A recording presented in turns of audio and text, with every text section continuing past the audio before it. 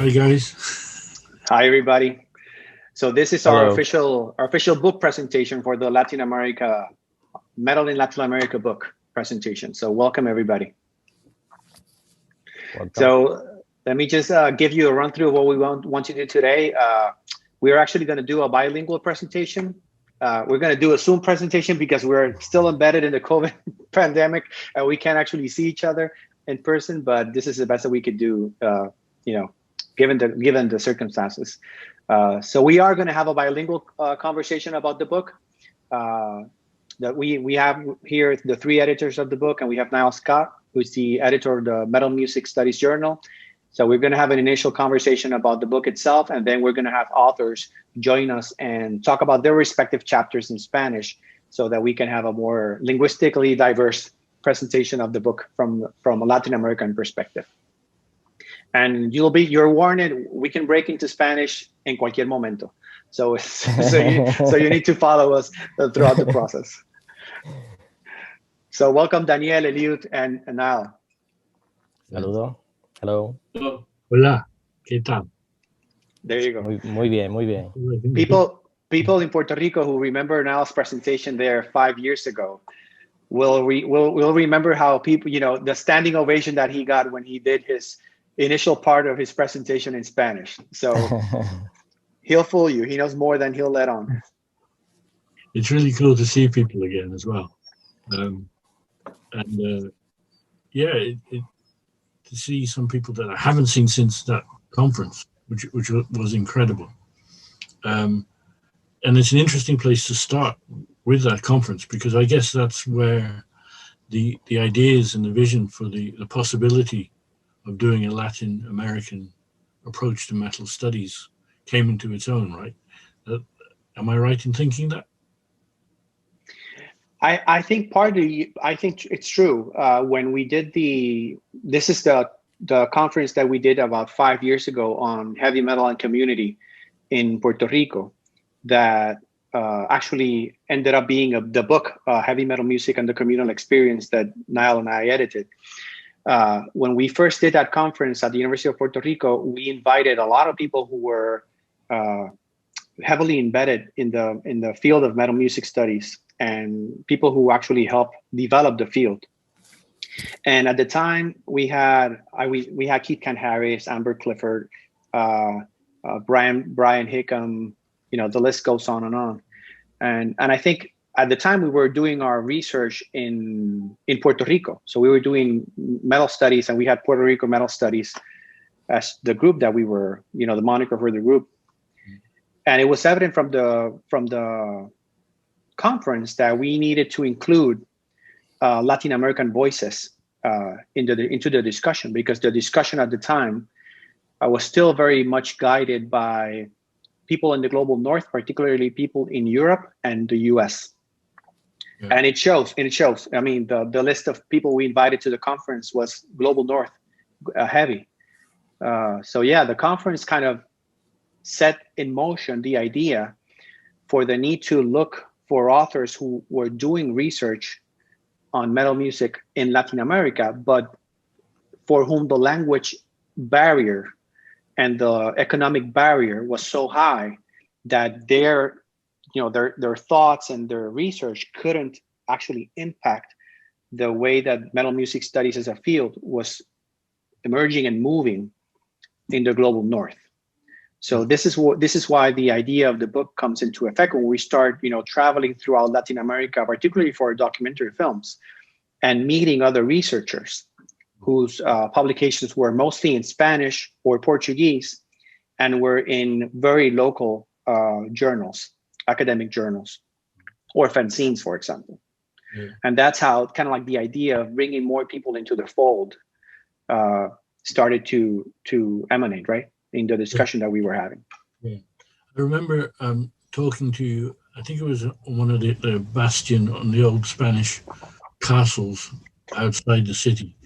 And it's where we started talking about decolonial metal, or looking at the idea of the terminology of decolonialism. Mm-hmm. It's kind of ironic that we were standing at the foundation of the Spanish.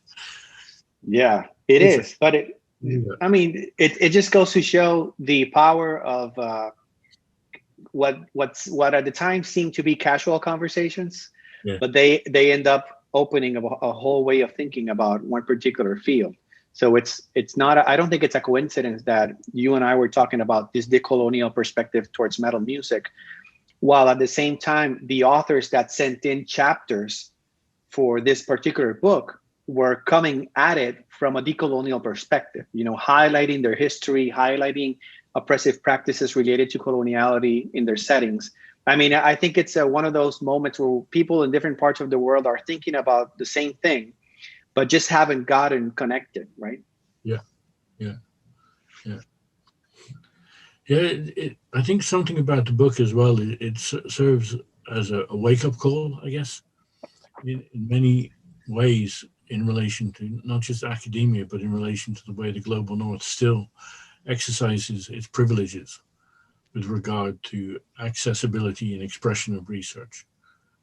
What's wonderful about the book is the way that it chastises a lot of us who just do not even think. I mean, for me, I didn't even think about the opportunities and the possibilities that might emerge.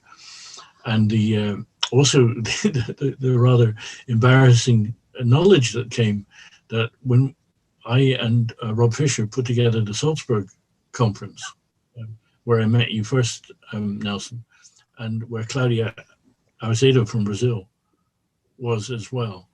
We thought that was the first conference, and it wasn't. It was a Spanish-speaking metal community that had actually already had several metal studies conferences before. And so now we always have to put the caveat that this was the first English-speaking conference.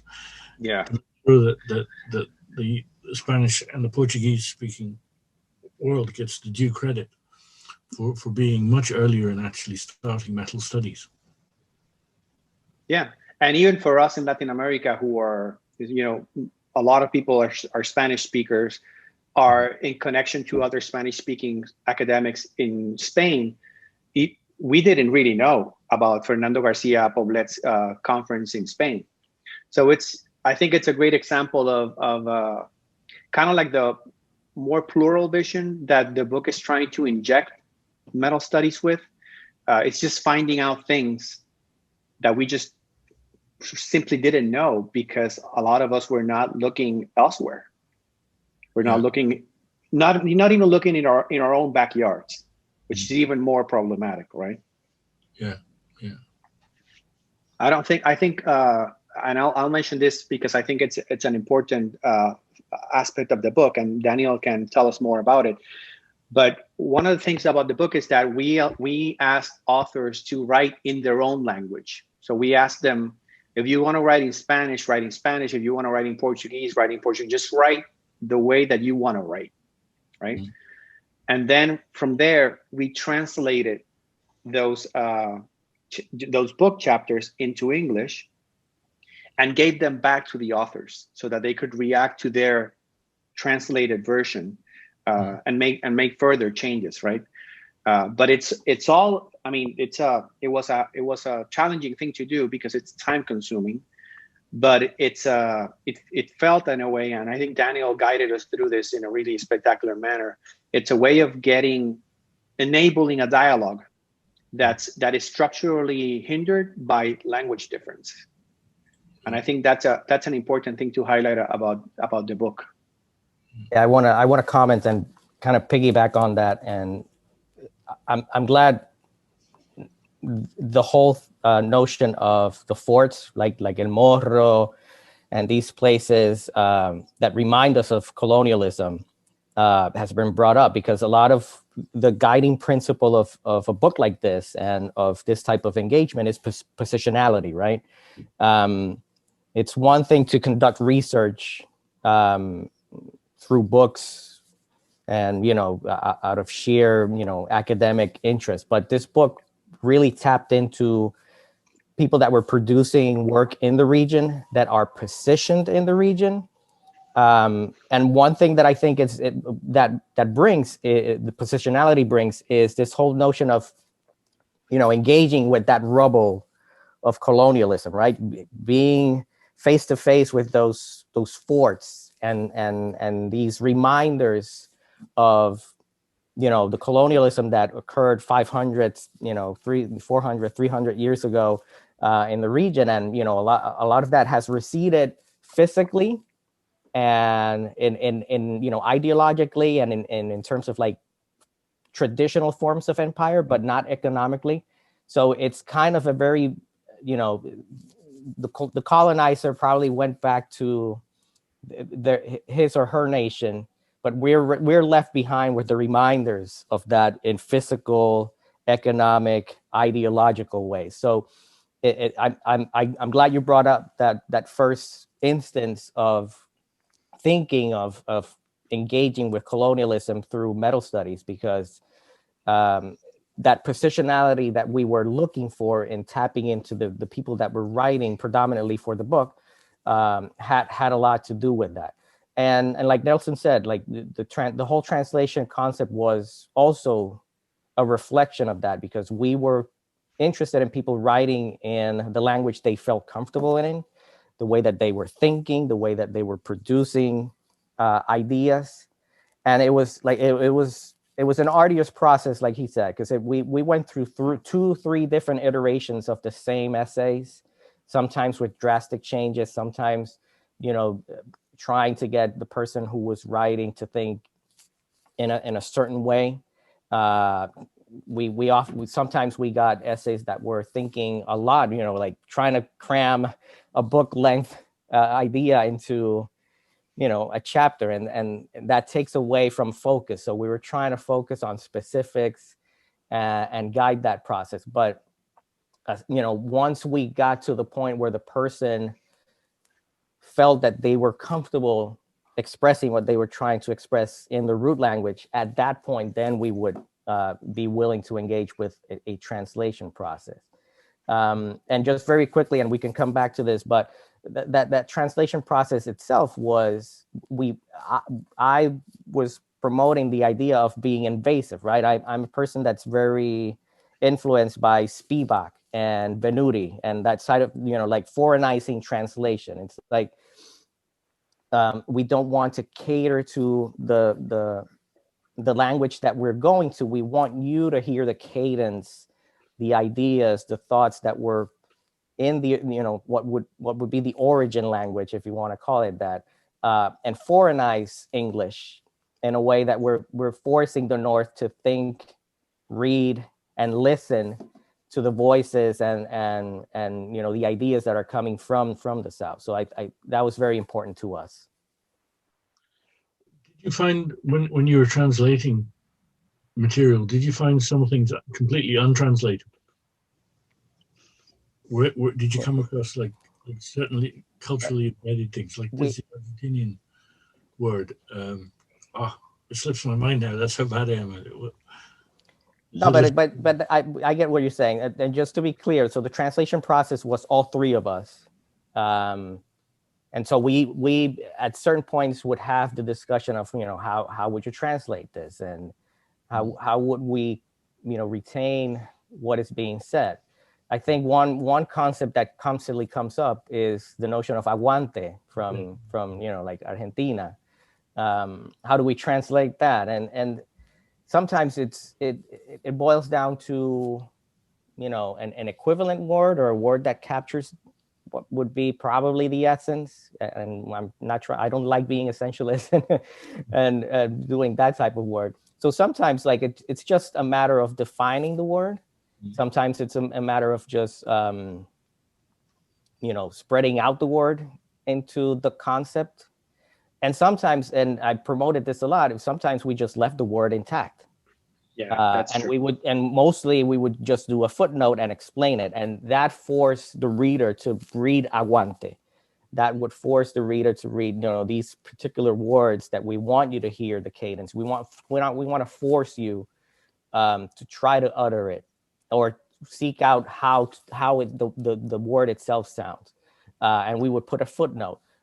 Same goes with, the names of the countries. We would put the accent in Mexico, because I want you, when you're reading this, I don't want you to you read it as Mexico. I want you to read it as Mexico, and we wanted collectively to force the reader also to, position themselves in the region in that way, linguistically, ideologically. So yeah, that untranslatability is something that often creeps up, and I can say, especially in the case of Argentina, but you find ways of, I guess, trying to capture as much as you can of what is going on with the word. Yeah. I mean, part of the one of the challenges that I thought we faced with the translation was that it's not just translating for translation's sake. I mean, there are so many countries in the book that it's difficult to translate each one. I mean, there's not a set rule for translation because they're all writing with their regional language, their regional concepts. So the sheer number of authors and countries represented in the book, it was also something that was very gratifying, but it was also very challenging at the same time, because then having them converse became another issue. Yeah. And I think most of the authors felt comfortable reading in English. So one of the things that we did was, when we had the final chapter in the English form, we would give it to the authors, read it, go through it, determine if this represents what you initially wrote. And if they came back with, some sort of protest, or, I don't like this particular thing, I would like you to switch it, we would be open to this, to engaging with that. So the authors got the final form in English before they signed off on it. And that was another, that was a way of guaranteeing that what was being said in the final chapter was what they in essence wanted to say. So that it's a very collaborative translation process. It involved the authors in the origin, it involved us in the actual act of translating, but then it also came back to the authors again, as a way to make sure that we were echoing their ideas and their words. Sometimes some of what you've said is noticeable, and it's actually quite beautiful when you have a Spanish or Portuguese form of expression grammatically that appears in an English sentence, and you can read it and hear it, and it actually makes the book quite lyrical. There's a sense in which the way in which the language flows, I guess, in most of the chapters, it is like that. So there are some bits where in English language the word order might be slightly different. It's not incorrect, but it's just a way of expressing stuff. I think in the introductory opening chapter, the personal pronoun is in italics, and I like that. But you would never really find that kind of expression in English, because it would come across as too arrogant, if you know what I mean. Whereas when you switch into a different cultural mindset, then it makes sense, because you can hear me being claimed. This is my research. This is what I observed. And it draws you into the researcher's perspective, which I really liked.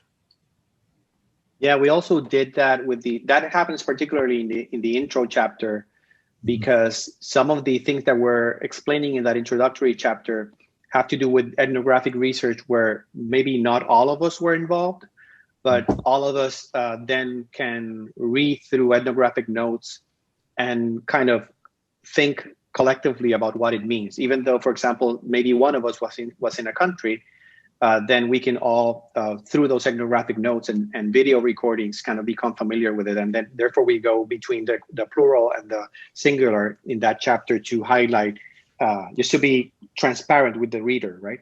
Yeah. And that's kind of the beauty of collaborative work. We, so when we were going through the motions of writing that chapter, there were moments where I was pushing back, particularly at Nelson, saying, I don't want to put we in this because I wasn't there. So there's a dialogue, and Nelson particularly has developed this notion of decolonial, extreme decolonial dialogues, right? And that's something that's occurring in the region. That's something that a lot of the metal musicians, creators, aficionados are engaging in. It's extreme forms of, pushing back a colonialism, either through music, through lyrics, through just the way that you dress and the way that you think metal and the way that you engage with community. And those are dialogues. And sometimes there is going to be an I, and then sometimes there's going to be a we. And so one of the engagements that I think we are also trying to tap into this book is to, like Nelson said, be transparent about what collaboration looks like. Sometimes there'll be a singular voice, sometimes there'll be a collective voice. And we never wanted to shy away from, a chapter reading strangely, switching from a singular voice to a plural voice, and highlighting who the speaker is at a particular moment, because I think that's part of what we're moving towards with this notion of dialogue, specifically extreme decolonial dialogue. Yeah, it works really well.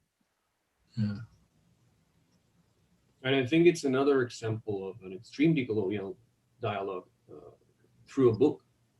I think as I hear ourselves talking, I think about there's a concept, Seiya Bimbola's concept of the local pulse for a foreign gaze. And I think that's what we're trying to do with this book. We think about local people writing about local issues for local audiences, but that's not always ideal. And I think there's a message that people in their context share that needs to be known to audiences outside those local contexts. And I think that's, if I'm not, at least from my perspective, that's really the guiding principle for the things we're doing, and the concrete practices that we are talking about. The issue of translating, getting back to the authors, and then getting back to the authors, the translator chapters. I think that's one of the challenges, certainly, but it's an example of how from academia we can engage in these decolonial practices, concrete practices, right? From the perspective of the groups that are doing the research, right? Not only what we talk about, but actually the act of doing it, right? So,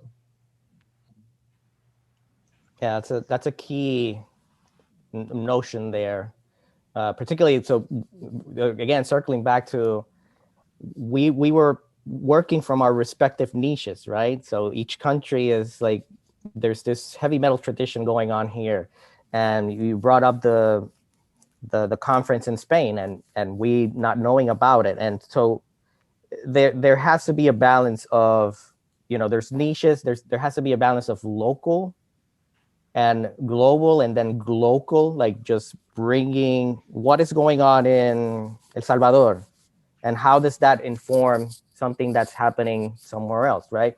So we were very much guided, a lot of, we constantly go back to Boaventura de Sousa, we go back to Marisol de la Cadena, this need for a world of many worlds, this notion of plurality, and so again, it's a balance, right? We're listening to the chapters, we're translating them, respecting the local, but in constructing a book and putting all of these together, there is also the need of breaking from that and seeing that flourish into the global north, and not solely depending on Foucault or solely depending on Marxism and solely depending on the prototypical European thinkers, but hey, listen to these other thinkers that are working through similar ideas and how they're engaging with it.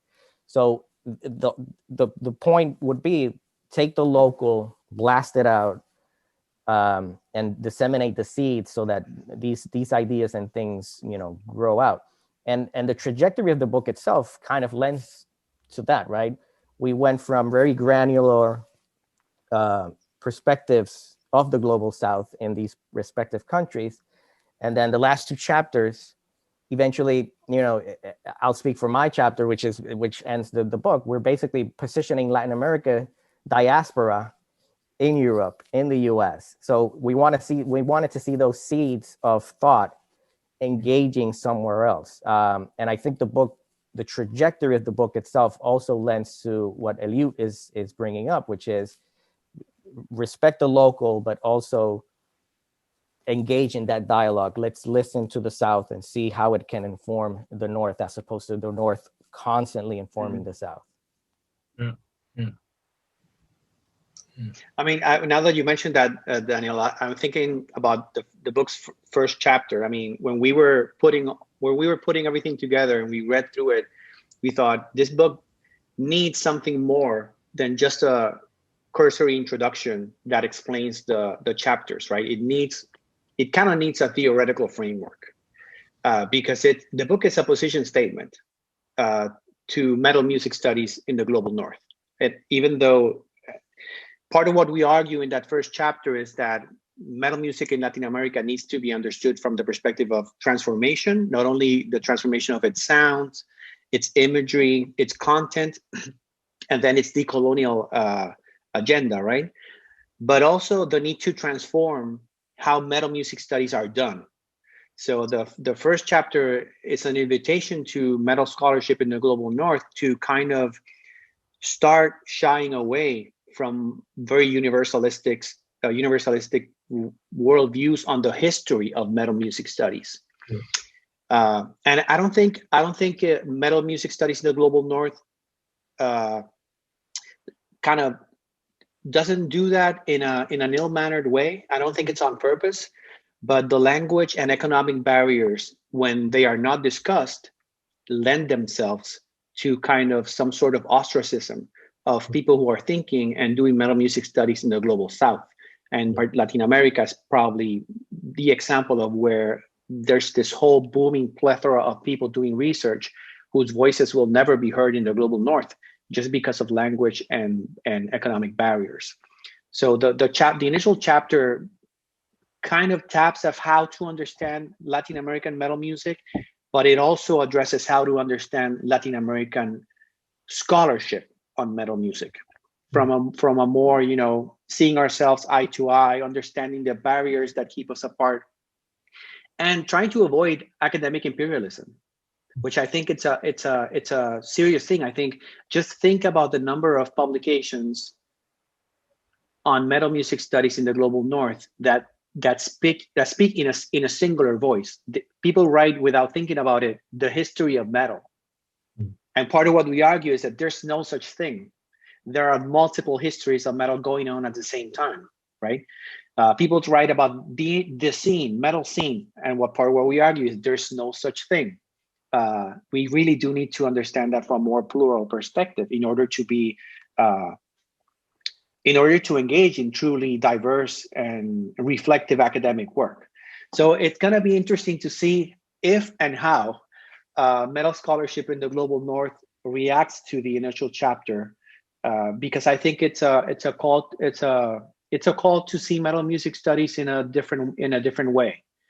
And even though we know that that's not to say that we know that there are scholars doing lots of work in metal music studies throughout the global South, but it's the ones that we see are the very few that can actually write in the language and can actually access the global North. So for every one that we see in the global North, there are a plethora of others who actually don't make it into the circuit of knowledge distribution in the global North for metal music studies. And I think that's a really important call to action that the initial chapter of the book and the book itself as a whole brings to the forefront. That even for us, we found authors in Uruguay where absolutely nothing has been published on metal music. We found authors on Guatemala where absolutely nothing had come out of the country academic wise. So there are still places where academic work and non-academic knowledge building are going on, but they just don't. The barriers are so incredibly large that it's difficult to access, knowledge sharing in the global north. In relation to what you're saying there, Nelson, the not just that chapter, the opening chapter, but there's a real moment of education that came through for me, and it probably will do for many readers. And that's looking at the dates and times at which some of the rock and metal bands emerge in the early 70s. Some of this is simultaneous to what's happening in the UK and the US. And I found that a real eye-opener. And to think that some of these scenes have their origins and roots in music movements that were basically happening simultaneously to stuff here, but we just didn't know anything about it. That's a big thing. The other thing is the chapter on Uruguay and Montevideo. It juxtaposes really, really well with the chapter on the theme of barbarism in Brazil culture and thought, because basically they stand completely separate from each other, whereas from a global north perspective, it's just all the same continent. We have this really lazy way, I think, of thinking about other regions, and it's the same kind of thing that happens looking to the Far East, as if it's some kind of monolithic geographical area. The diversity of political scenarios that the book deals with is huge. And when you look at the map, from Mexico all the way down to Tierra del Fuego, it's just a multitude of different histories, origins, cultures, and everything. And like I said before, it's kind of embarrassing, I think, and it should be for us as scholars here, to not give Latin American diversity its due and its respect that it deserves. How to overcome that kind of thinking, it'll take a long time.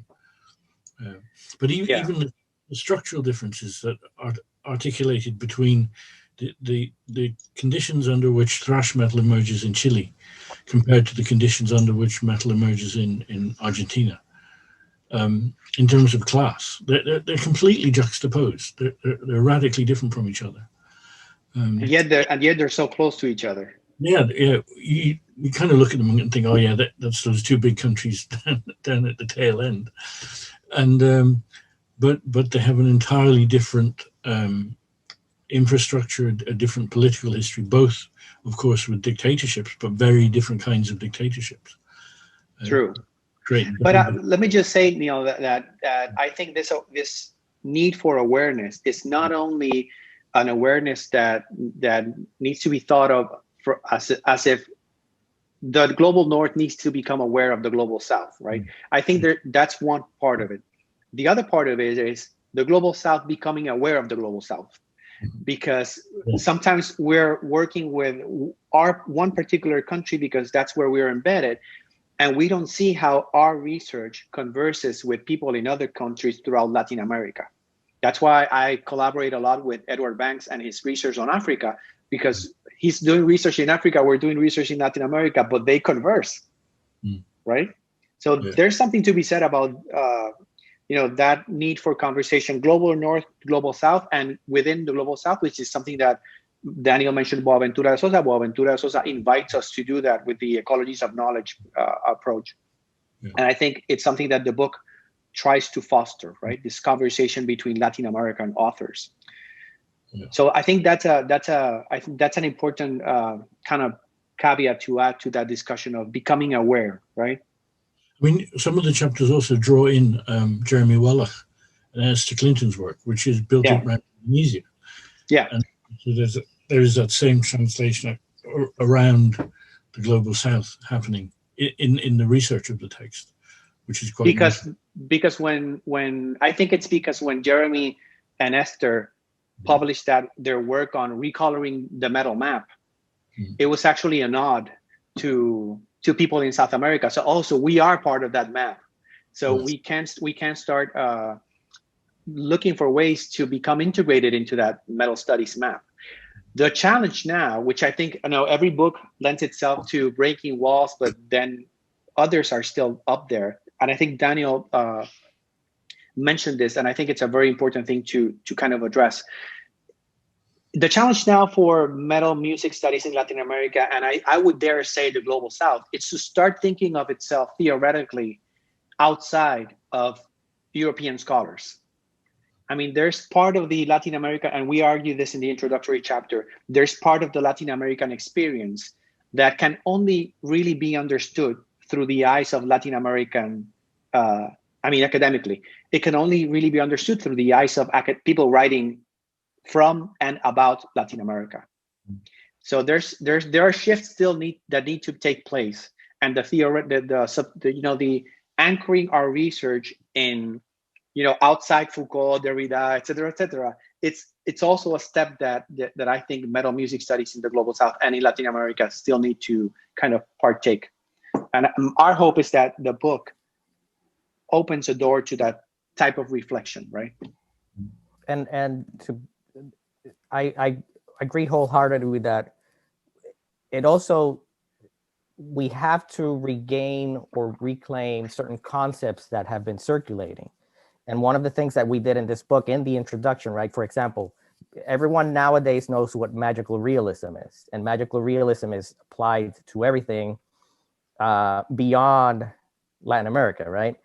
And then everything from Latin America is kind of forced into that realm of magical realism a lot of times. So this time around, we were tapping back into Alejo Carpentier, who proposed the whole concept of lo real maravilloso, and how, contrary to magical realism and its flight of fancy and ways of expressing, suffering in the region and violence in the region in a very magical way, Carpentier basically says, what looks magical to you looks totally normal to the person embedded in that place, right? And that concept, I think, is very telling of the way that people in Latin America engage with their surroundings, with their entorno, as opposed to an external gaze imposing this magical realist, or, oh, this looks magical, and this is not a logical way of things happening. So we want to also regain and reclaim those concepts while shying away with some of the ones that have been co-opted. And I was going to say something else, and I'm blanking out. But it'll come back. It'll come back. I'll come back. And yeah. So what I was going to say, going back to what Niall was mentioning earlier, in thinking of this book, at least for me, from a personal view, I was also thinking of who is this book for? And I kept coming back to it very selfishly to myself. And Nelson said it, right? It's one way of the global North accepting the global South and thinking of the global South, but the global South also has to engage in its own dialogue and way of thinking, sometimes before we can be heard or talk and engage in a dialogue with the global North. And I position myself in that situation, right? I grew up in Puerto Rico, colonial, surroundings and all of that. But I grew up not knowing a lot of the metal bands in these regions. I grew up listening to Anthrax and Metallica and Maiden, and I was, very North oriented. So in engaging with this research, I come to the realization of how much of an influence colonialism and the global North has been in my way of thinking. And it's a way of trying to purge some of that also. So this book is for someone like me who also didn't know a lot about, metal in the region and that timeline that you refer to, that we tapped into the book. Like it might have initiated in the UK and in the US, but it was almost simultaneous to the point that you can't really say, there was a whole tradition of like 7-10 years before it made its way made its way, down to the global south. So I position myself as one of the people that benefits from a book like this, and I hope other people benefit in that engagement. And then the flip side of also that is my education is global north. I went to UMass. I read all the continental philosophy and all of that throughout my academic career, and never really engaged with a lot of the thinkers of the global south. So again, positionality of saying, all right, we need this book for people that were simply exposed to this as a way of decolonizing the mind also. Think post, non-academic ways of creating knowledge and creating research and thought, interviews and documentary and other ways of producing, community work. All of these things go into that. So yeah, I think I'm glad you pointed that out, Nelson, that the global south has to also engage with the global south, because I myself had to engage with the global south in order to work for something like this, to work for the special issues for heavy metal studies that we did one a couple of years ago, and now we recently did another one on Latin America, and we hope to have a third one in the near future. But yeah, it's ongoing work. I won't put myself on a pedestal as saying, the global north has been wrong about this. Some of us in the global south who haven't engaged with it are also in the wrong and need a lot of soul searching and a lot of engagement with research in order to right the wrongs that have been done for a long time. But isn't it the case, Daniel, that that desire to engage locally and to try and invigorate research in the global south, it comes from a radically different foundation, because it comes out of suffering, doesn't it? I mean, a lot of the book focuses on, if you want to understand how metal developed in this country, you need to understand the context. So there are a lot of chapters that give you a kind of a potted history of the political conditions under which these musics emerge. And there is a radically different thing going on when, say, if you're trying to develop confidence to promote research in the area, but it's confidence in the context of suffering, of violence, of oppression. That's a very different kind of challenge compared to a privileged global north or Western European context, where we're able to just do metal studies without looking over our backs. We're free to wear T-shirts. I don't have any long hair, but the whole thing about even hair being an issue, and it's the same problem for some places in Africa, especially northern Arabic Africa, and in Indonesia. The research there's a sense in which it's dangerous because it carries with it social and political criticisms. We don't have that same kind of pressure and problem. Yeah. I mean, there are of course there are marginalized groups. There are problems that we need to address in terms of racisms and sexisms in metal, right. But they're created in the context of our own liberty. Whereas your work, it is completely in the context of oppression, of a multitude of different kinds of oppression. And I think we need to understand that gives academics and practitioners a very, very different kind of challenge. Just the very idea that it's dangerous to do certain kinds of research is something that I, for example, and my colleagues need to wake up to. There's a book. It's interesting that you mentioned that, Daniel, because there's a book in the chapter. There's a chapter in the book on El Salvador. And I remember having conversations with Christian Pack, who's the author. And he would say, Nelson, there were moments in part of my ethnographic research in El Salvador where I was clearly in danger, So it's not just thinking about the manifestations of oppression in the past, it's also, and how they gave way or were the kind of like the breeding ground for some of these extreme styles of music. But it's also how, and you mentioned this quite correctly, it's also how researchers there now are still living through instances of oppression that are, you know, very, very extreme in and of themselves, and that it impacts the way that they can actually do research in the region. It impacts the way that they, you know, the time they have to publish, the time they have to write. It impacts all of those dimensions. So when we think about scholarship, you know, particularly metal-related scholarship in Latin America, we need to contextualize not only the histories that we're telling in our research, but also the histories of the researchers who are actually becoming involved in doing this type of work. We always have this conversation about, you know, the future of academic employment for researchers, for young researchers doing metal music studies in Latin America.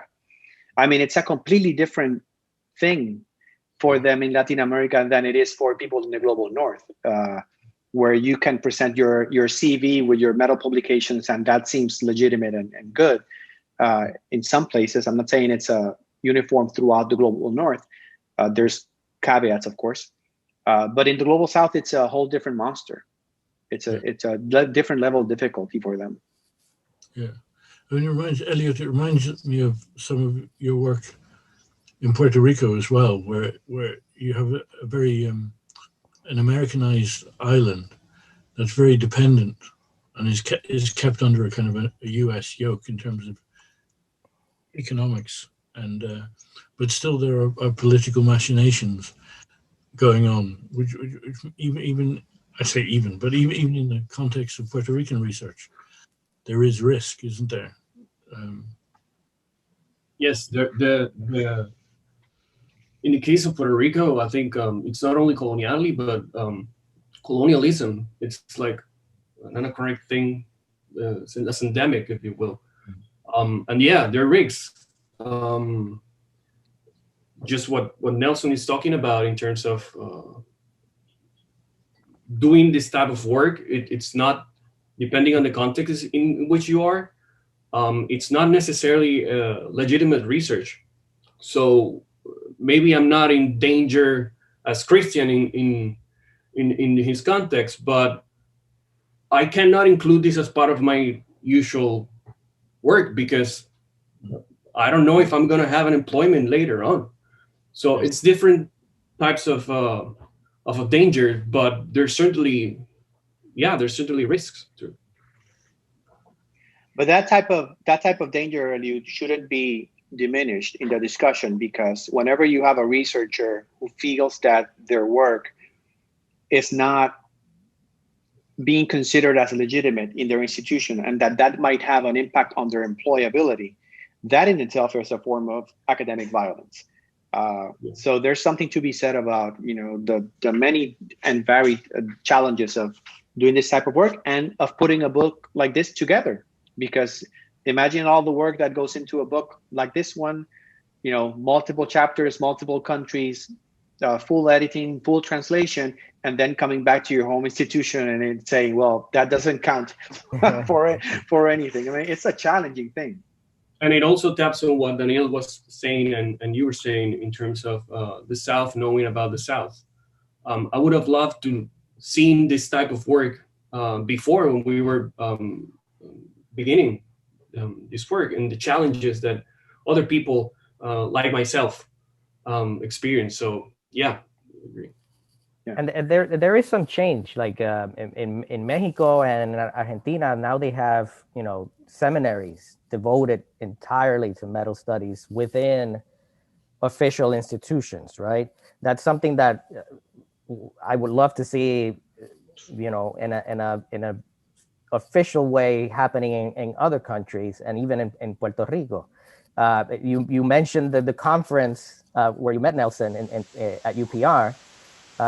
That's an example of you know, an instance of institutional violence, because they were threatening like, why are you bringing this here? This is not legitimate work. This is not research. This is something that shouldn't be at UPR. and you know, there's a refusal to see that the engagement that is occurring in metal studies is tapping into, you know, traditional ways of thinking while also problematizing them and bringing new things. There is a movement in Latin America in particular, in some countries, to make this official and give it the space that it deserves. But there is ongoing work, you know, still to push back at you know, how institutions are adamant in, you know, their demands of in refusing, you know, work like this. And it's just that's just one way of resisting it, right? It doesn't. We don't. I mean, I don't want to say it's the only way, but it's certainly one important way in which, you know, to resist the academic imperialism. Really. What's really interesting is the way in which the research brings out this strange relationship between a musical import and its connections with indigeneity.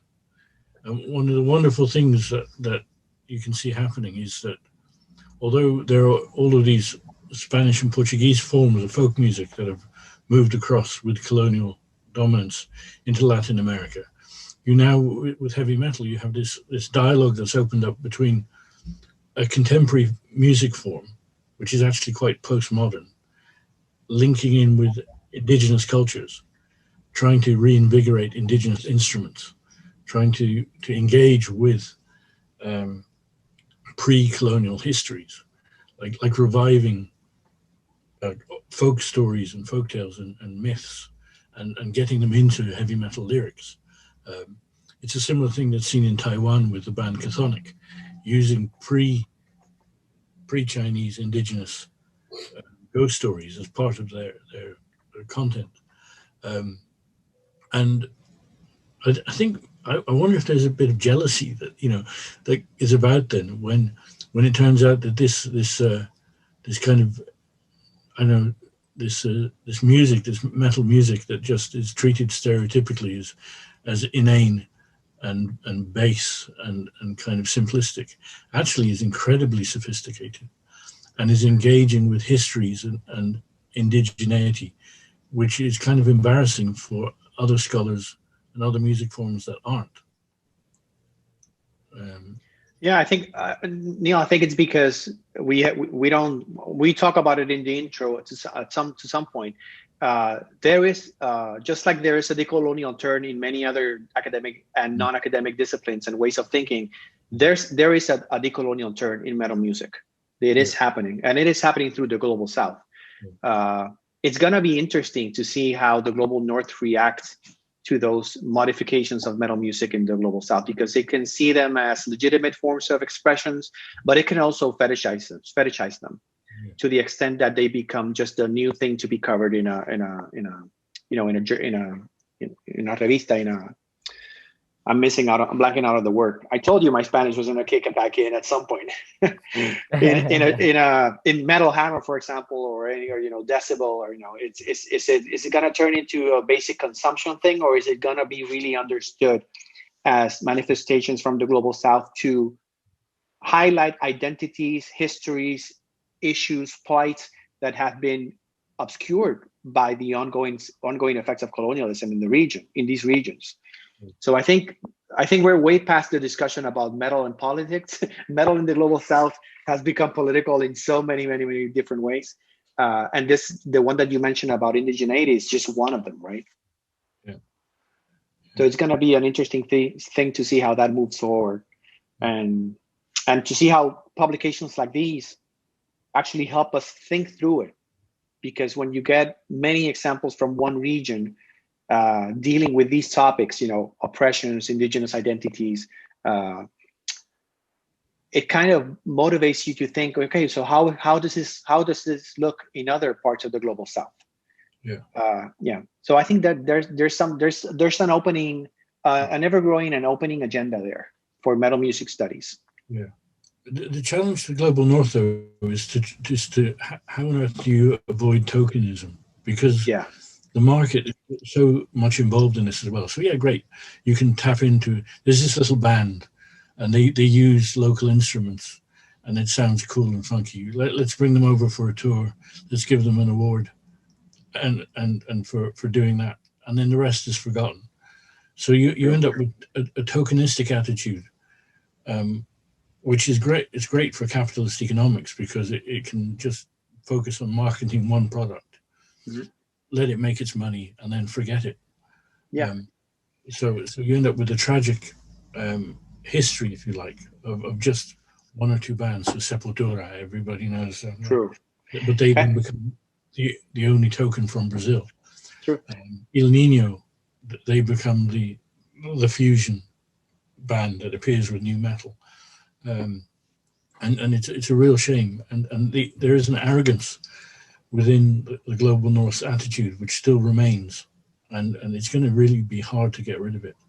And that's why I think that this discussion that we're having, and this particular discussion about how the global North consumes the differences that are being set in motion or highlighted by metal in the global South, will become a key discussion moving forward, because it turns into this notion that if the band doesn't look indigenous, it's not invited to an European festival. If it doesn't look indigenous, it's not highlighted in the cover story.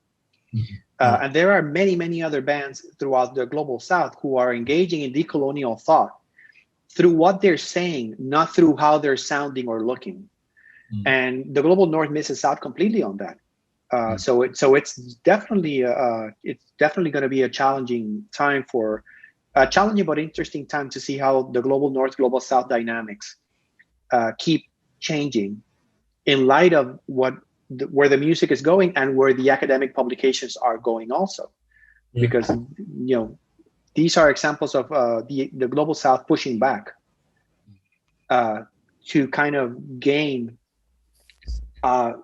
ground on a discussion that they have been having for a long time, but hasn't actually reached the global North as it should have. Right?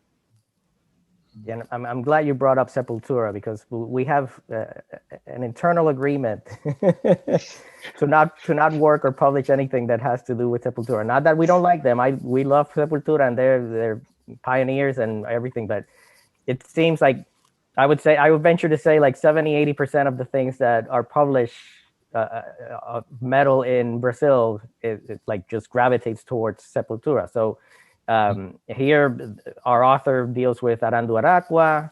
There is a necessity of thinking of other bands in the region precisely because of that tokenism. So there is an active engagement in here to think beyond the prototypical, bands in that particular region. And then now we're seeing that with a band like Semican, like it gets invited to a festival. And we love Semican, but there needs to be some analysis, academic analysis, but also community analysis, to go back to, Nelson and your book with about community building. The community itself, the metal community itself, has to, do a self-analysis of why do we like Semican and why do we go to Hellfest and listen to the band and gaze in awe at what they're doing, and then want to take a selfie. How much of the message of what they're trying to convey are we actually listening to, and how much of the shell that is kind of foregrounded by, I guess, producers or the people that are putting up the festivals, how much of the shell is actually just what people are looking at. So there needs to be that self-assessment. And I think this book and a lot of the work that is being done in the region is starting to question that. But more needs to be done with regards of that, fetishizing of indigenous bands because of the way that they're presenting themselves. Yeah. So if I think maybe to start summarizing, because we thought we were going to talk for half an hour and it's been an hour already. I think it was 15 minutes. Something like that. Well, we could keep going, but we want to make it short for people who are actually going to watch this.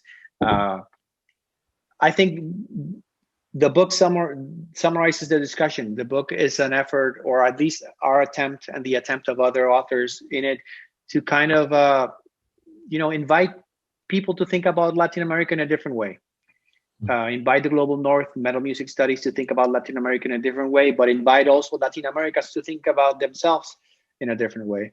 And I think if the book does that, we have achieved something that's worthwhile, and we would be glad to do it again. And not just Latin metal studies. This goes to True. other fields, sociology, anthropology. If you're in musicology, if you're interested in why do we study Víctor Jara, and a lot of people devote a lot of pages and a lot of text to the history and the dictatorship and what it inflicted on people that were affiliated with La Nueva Canción. Well, guess what? Metal music has performed a similar engagement in the region and deserves a similar look. So if you're into Víctor Jara, look for the way that these topics influence things. La Nueva Canción influences heavy metal, and it goes back in a sort of like a feedback loop. So it goes beyond metal studies, history, anthropology. We can go on and on. A lot of people would benefit from thinking of not just the music, but what is happening in the region through the gaze of the music. Yeah. So I think what we should do now is just let the authors talk about their chapters. So now we're going to transition to Spanish, and the authors that sent in videos are going to tell you a little bit more about what they wrote about, and hopefully you'll enjoy them and get the book and keep the discussion going. And thanks everybody for being here. Neil, it's always a pleasure to collaborate with you in these things. So thank you very much. Thank you. Gracias.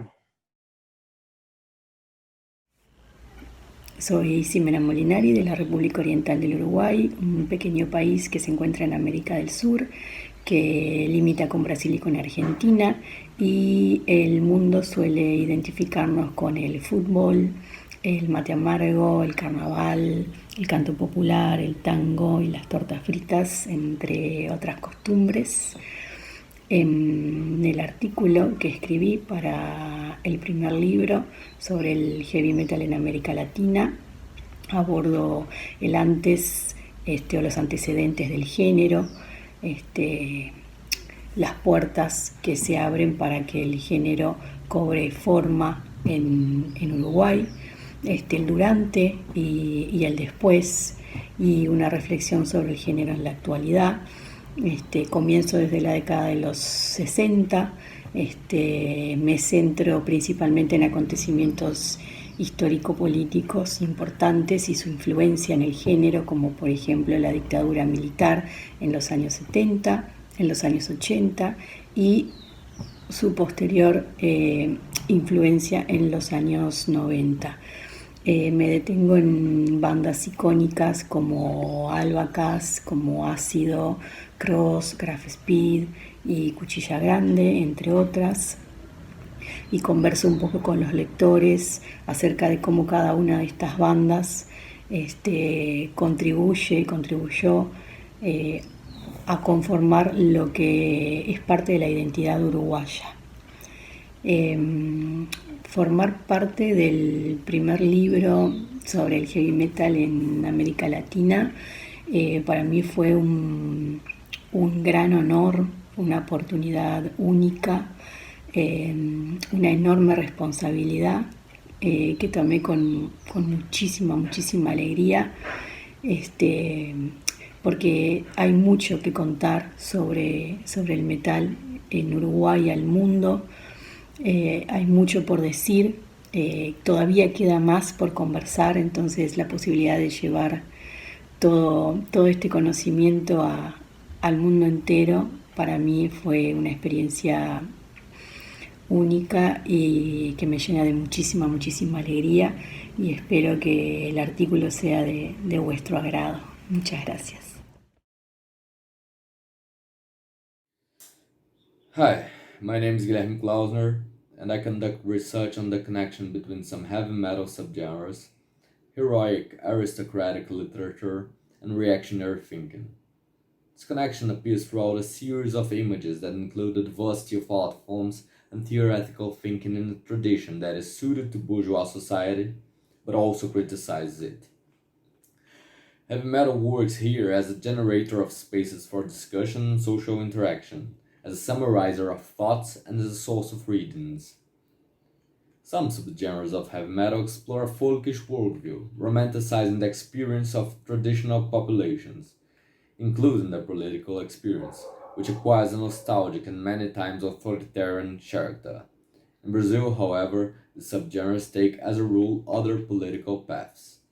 Bands like Graveland, Metzatol, Amon Amarth, Arcana, and Butsun, for example, explore this worldview, as the series as History Channel's Vikings and Netflix Barbarian.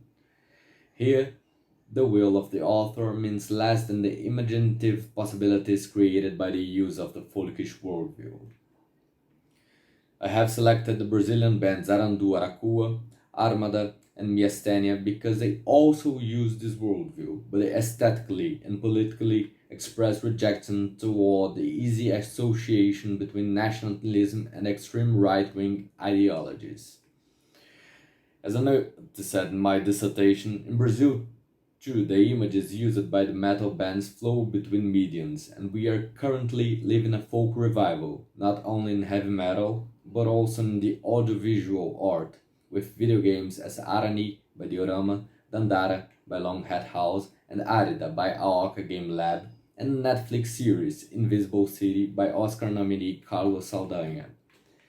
These flowing images remember us the anthropophagic element of the Brazilian culture. The images portrayed by this Brazilian folkish metal are followed by a series of elements that are all around similar to the ones that follow the ones portrayed by the European folkish metal, because there's a whole convention that comprehends this kind of images, associated as a rule to freedom and tradition. But these Brazilian bands transgress the tradition of reaction embodied by the folkish worldview.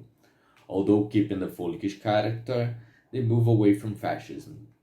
Being part of this book was not only an honor, but a way to show people how the Brazilian heavy metal, and of course, this article can serve as a basis for studies of other local scenes, interacts with other artistic and academic mediums, with other scenes, and with our society. Hola, mi nombre es Manuela Calvo y les estoy hablando desde Tandil, una ciudad de la provincia de Buenos Aires, Argentina. En el capítulo que escribí para esta publicación, me dediqué a analizar a la escena argentina del metal a partir del punto de vista de las audiencias. Para eso elegí un punto sincrónico en el tiempo que estuvo dado por la actividad de Ricardo Iorio, músico y compositor, líder de las bandas B8, Hermética y Almafuerte, las cuales son elegidas por las y los miembros de la escena como las más representativas del país, especialmente por las claras referencias que hacen al contexto argentino, referencias que están dadas desde puntos de vista diversos. No obstante, en el año 2017, Ricardo Iorio decidió hacer explícita su inclinación por las ideologías nacionalistas de ultraderecha. Esto tuvo como consecuencia que dentro de la escena se produzcan reacciones a favor y en contra. De esta manera, mi análisis consistió en ver la actividad de las audiencias dentro de la red social Facebook durante el año 2017. En todos los casos, lo que pude observar fue que el metal fue utilizado como una herramienta para la construcción de identidades políticas múltiples y diversas. Agradezco mucho la oportunidad de poder participar e integrar esta publicación, la cual constituye un compromiso no solamente con los estudios latinoamericanos, sino también con la propia Latinoamérica. Agradezco también que sea una oportunidad para visibilizar nuestros trabajos y para ser conocidos por un público lector más amplio. Les envío saludos y muchísimas gracias por haberme escuchado. Hola amigas y amigos, soy Maximiliano Sánchez, sociólogo de profesión e investigador de la cultura de metal en Chile, y esta vez me gustaría mostrarles un libro que acaba de aparecer, Heavy Metal Music in Latin America, Perspective from the Distorted South, en el cual me tocó participar representando a mi país Chile con el artículo Dictatorship and Metal in Chile, a Causal Relationship. ¿Qué es lo que quiere decir esto? Es que en el fondo yo me adentro un poco en la relación entre la dictadura militar, que fue el régimen que nos rigió como país entre 1973 y 1989, y en el cual se impuso por la fuerza un nuevo modelo de desarrollo en Chile, el cual adentró de lleno la economía neoliberal y nos afectó como sociedad. Y esto también afectó a las culturas juveniles, a las contraculturas, especialmente a través de la represión, de la persecución e incluso de la tortura. Todos esos elementos están en este libro, en este artículo, del cual yo me siento muy orgulloso de haber participado, porque como latinos, como investigadores latinos, en conjunto, hemos logrado llegar a un producto que da cuenta de todas las dificultades que nuestra música, que la música que nosotros amamos, ha pasado por los distintos países. Todas las dificultades que hemos vivido como metaleros, como thrasher, en nuestro país, Chile, desde la perspectiva también de quienes lo vivieron. Hay testimonios de personas tan connotadas en el metal latinoamericano como Anton Reisenegger, como Jan Kotolik de Masacre, entre otros. Les invito a que consigan este libro, que está íntegramente en inglés, por lo tanto va a llegar a muchas personas más, y de una vez por todas creemos que esto es la Biblia definitiva que va a mostrar cómo realmente nuestro metal en Latinoamérica, y esto va a salir hacia el mundo. Espero que muchos puedan conseguir esta publicación, la cual está hecha con mucho esfuerzo y desde una perspectiva académica, que siempre el metal está desplazado desde lo académico. Felicidades y agradecimientos infinitos a Daniel, a Eliut, pero especialmente a Nelson Varas, que es un tremendo investigador que se la ha jugado por el metal latino y una tremenda persona. De verdad los invito a que puedan leer esto y no se van a arrepentir. Acá, nuestro metal latino en el corazón. Gracias.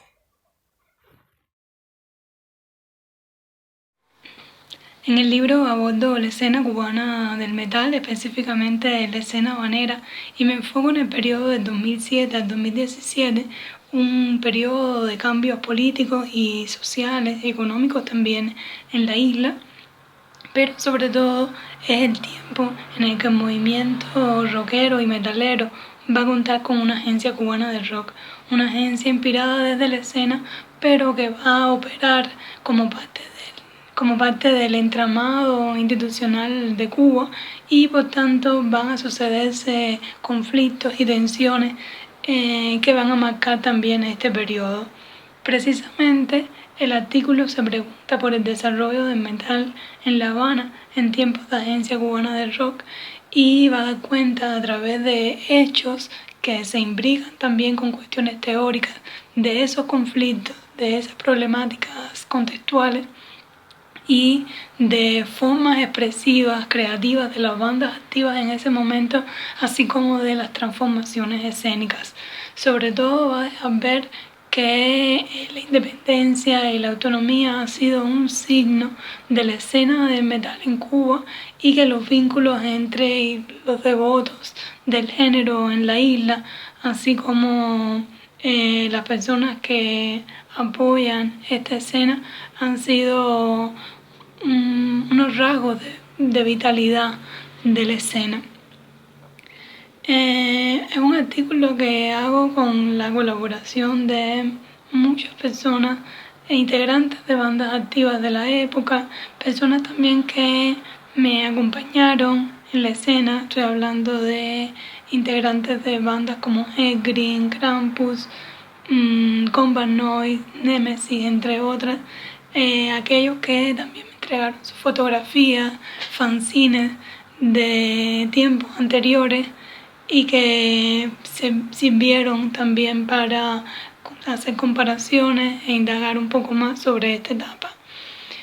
Además, se une este trabajo a los esfuerzos que se han venido realizando no solo desde La Habana, sino desde el oriente también del país, y a las investigaciones que han salido en torno al rock cubano a cargo de Humberto Manduley y de Joaquín Bogestriana, entre otras personas. Pienso que esa parte del libro es importante para visibilizar esta escena, al igual que otras escenas latinoamericanas de este lado del mundo, y sobre todo para expandir los sonidos del metal cubano. Hola, mi nombre es José Ignacio López Ramírez Gastón, un saludo desde Lima, Perú.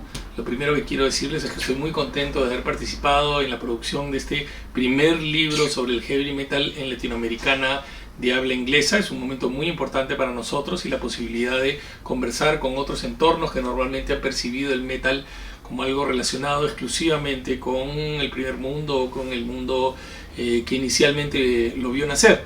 Quería comentarles solamente un par de detalles sobre el caso del texto que he escrito sobre el heavy metal en el Perú, que tiene también otro tipo de importancias. Por un lado, en el Perú, como ha sucedido en otros lugares, no ha habido la posibilidad de desarrollar una cultura del estudio académico del metal, y recién de alguna forma hemos empezado hace un par de años, y este es uno de los primeros frutos de ese trabajo también.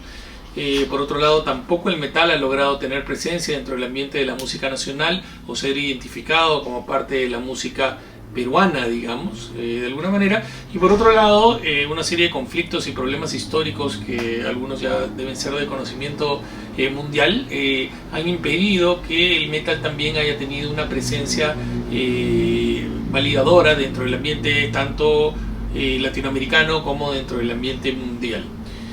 Por otro lado, mi texto trata uno de los problemas fundamentales de comprender una cultura, como la cultura del metal en el caso peruano, como un caso peculiar, único, diferente, y que no puede ser comparado ni representado a través de un modelo universal de percepción sobre el metal.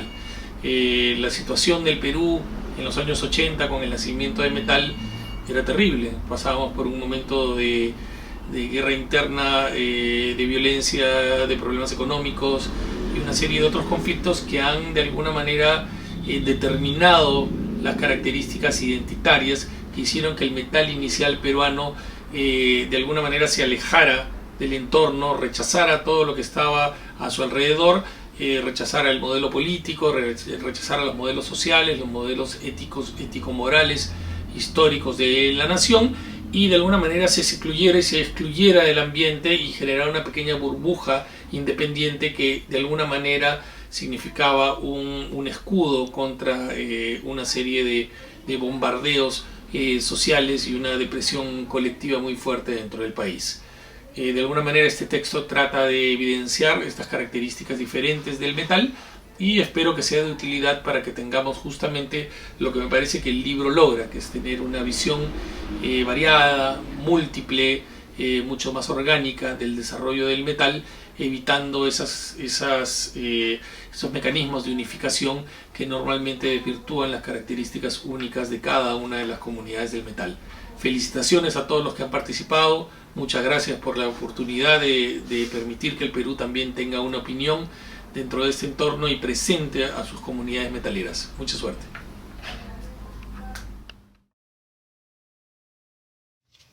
Hola, ¿qué tal a todos?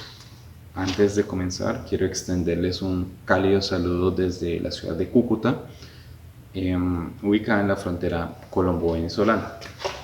Me presento, mi nombre es Manuel Lagos, soy un sociólogo e investigador colombiano y también uno de los contribuidores al proyecto de Heavy Metal en Latinoamérica de Started South, con el capítulo El rol del death metal en el conflicto armado colombiano.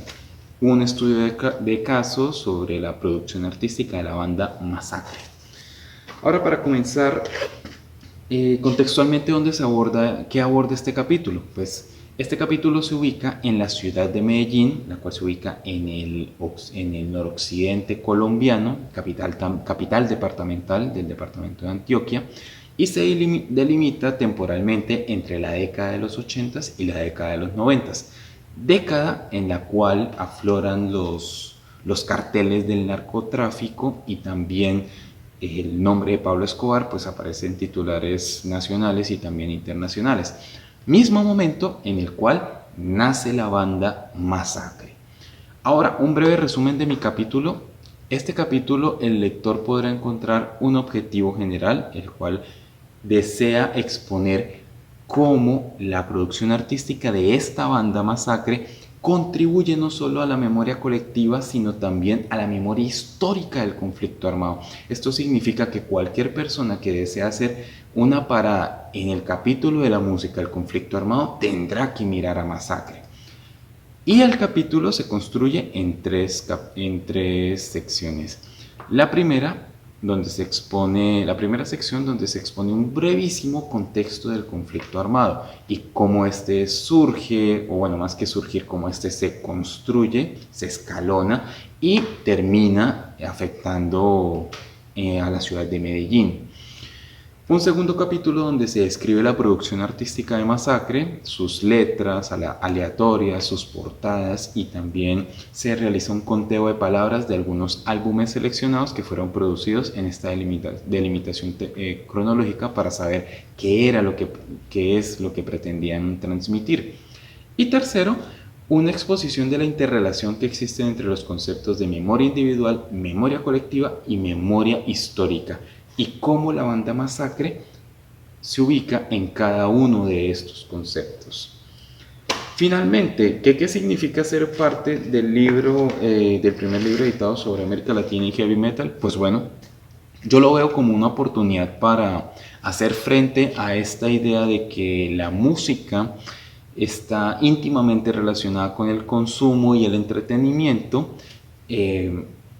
No es el caso de esta banda. Considero de que además de entretenimiento para los fanáticos de este género, también es una oportunidad para comprender que la música puede ser una forma de resistencia, y no solo formas de resistencia a conflictos ciudadanos, a conflictos de convivencia, sino también una forma de resistencia a situaciones tan delicadas como un conflicto armado. En contextos donde la Medellín de los 80s y los 90s, jóvenes de las clases menos privilegiadas, sus proyectos de vida se veían enfrentados principalmente a integrar algún grupo armado, algún rol dentro de los grupos armados ilegales, sea cual sea. En ese contexto se ubica la banda Masacre, y esa es la razón de este capítulo. Hello, my name is Alfredo Nieves from Mexico City, and the text that you're about to read in this book is titled Marginal Context for Metal Music in the State of Mexico. In this chapter, I explore one of the most complex forms that exist in Mexico's metal scene, the metal in the so-called periferia or urban rock, which comprises an ideology, identity, sound, and specific forms of consumption within these self-managing circuits in one of the largest urban corridors in the world, in a geographical, economic, and cultural context that is very different from the practices of urban centers, characterized by high marginality and precariousness, as well as experiences of classes and racism coming from centralized societies of the professed metropolitan area. These liminal spaces is where rock and metal music play an important social role. I carried out an analysis of iconographic sources, interviews, and field work in the so-called periferia. I hope you find this chapter useful and interesting. To be part of this book is a great opportunity to dialogue with colleagues from other Latin American countries and form a complete vision of what is happening in this region with respect to metal music and its context. I am happy to see a comprehensive result in this great effort reflected in a book where the localities speak and tell us about other realities regarding music. Thank you, and explore and enjoy the book. ¿Cómo les va? Mi nombre es Emiliano Scaricaciotoli, integrante del GIMA, del Grupo de Investigación Interdisciplinaria sobre el Heavy Metal Argentino. Es un placer formar parte de este libro. Es un placer volver a trabajar con Nelson Varas-Díaz, con Daniel Nevárez Araújo, ¿sí? Con quienes ya hemos hecho otra gran obra, ¿sí? Una obra pretérita que anticipa este libro, ¿sí? Que anticipa el trabajo de este libro y que hizo posible este libro, que es el primer libro de metal en Argentina, traducido al inglés, ¿sí? In Black We Are Seen, que compilamos con Daniel y con Nelson y que ha salido el año pasado por Intellect.